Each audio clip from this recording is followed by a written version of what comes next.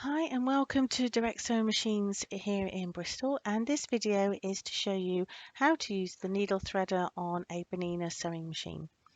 So once you've threaded your top thread, make sure your needle is in the highest position and then lower your presser foot.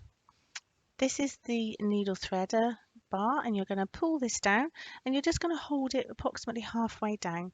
And you want to take your thread and you're going to wrap it around this column here.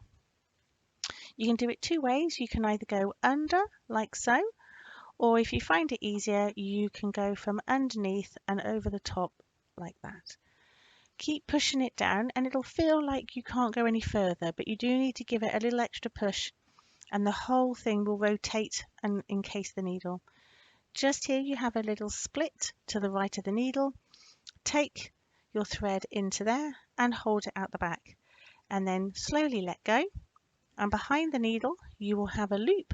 Pull the loop and your needle is threaded.